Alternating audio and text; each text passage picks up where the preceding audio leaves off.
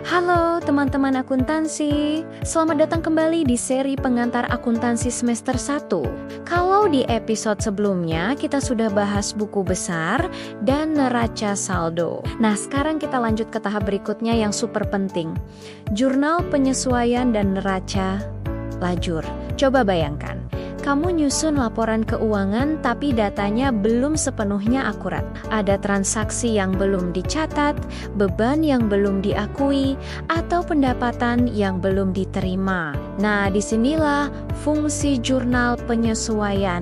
Jurnal penyesuaian dibuat pada akhir periode akuntansi untuk memperbaiki saldo akun agar mencerminkan kondisi sebenarnya. Ini penting banget supaya laporan keuangan kita nggak miring dan bisa memberikan gambaran yang seimbang dan valid. Beberapa transaksi yang biasanya perlu penyesuaian antara lain, pertama, beban yang masih harus dibayar. Contohnya, gaji karyawan bulan ini yang baru akan dibayarkan bulan depan. Kedua, pendapatan yang masih harus diterima.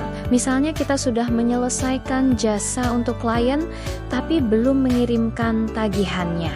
Ketiga, beban dibayar di muka, seperti saat kita membayar sewa gedung atau asuransi untuk setahun penuh di awal. Keempat, pendapatan diterima di muka, contohnya kita menerima uang muka dari pelanggan untuk pekerjaan yang belum selesai. Dan yang kelima adalah penyusutan aset tetap, di mana nilai aset seperti peralatan kantor atau kendaraan akan menurun seiring berjalannya waktu. Yuk, kita lihat contoh biar makin jelas. Contoh pertama, perusahaan punya beban gaji sebesar 2 juta rupiah yang belum dibayar. Maka, jurnal penyesuaiannya adalah beban gaji di sisi debit sebesar 2 juta dan utang gaji di sisi kredit sebesar 2 juta. Ini mengakui adanya beban sekaligus utang yang harus dibayar. Contoh kedua, ada pendapatan jasa sebesar 1 juta rupiah yang sudah menjadi hak kita, tapi belum ditagih. Jurnal penyesuaiannya adalah piutang usaha di debit sebesar 1 juta dan pendapatan jasa di kredit sebesar 1 juta. Artinya, kita mencatat adanya piutang yang akan kita tagih nanti. Kontak ketiga, untuk penyusutan. Misalkan, peralatan kantor kita menyusut nilainya sebesar Rp500.000 setiap bulan. Jurnalnya adalah beban penyusutan di debit sebesar Rp500.000 dan akumulasi penyusutan di kredit sebesar Rp500.000. Akun akumulasi ini akan mengurangi nilai buku aset kita.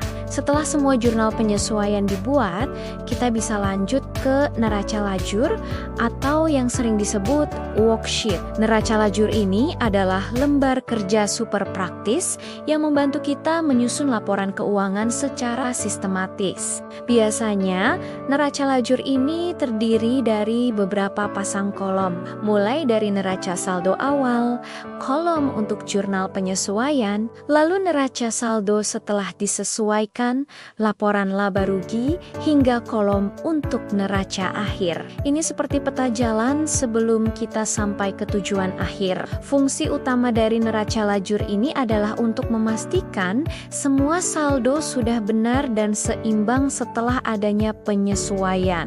Selain itu, ia juga sangat membantu untuk menyusun laporan keuangan dengan lebih cepat dan yang terpenting, bisa mendeteksi jika ada kesalahan sebelum laporan final disajikan ke pihak yang berkepentingan. Tapi ingat ya, neraca lajur ini hanya alat bantu sementara, bukan laporan resmi yang dipublikasikan perusahaan.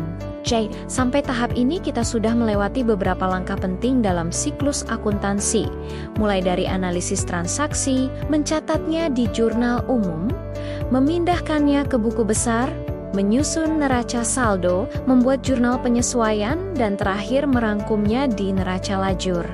Tahap berikutnya, kita akan masuk ke bagian paling seru, yaitu penyusunan laporan keuangan itu sendiri. Itu dia pembahasan kita tentang jurnal penyesuaian dan neraca lajur. Dua langkah ini memastikan laporan keuangan. yang kamu buat jadi akurat dan siap disajikan ke pemilik atau manajemen. Di episode 6, kita bakal bahas puncak dari semua proses ini, yaitu penyusunan laporan keuangan yang terdiri dari laporan laba rugi, neraca, dan laporan arus kas. Jadi, jangan lupa klik like, subscribe, dan aktifkan loncengnya biar kamu nggak ketinggalan lanjutan seri akuntansi ini. Sampai jumpa di episode berikutnya, calon akuntan hebat!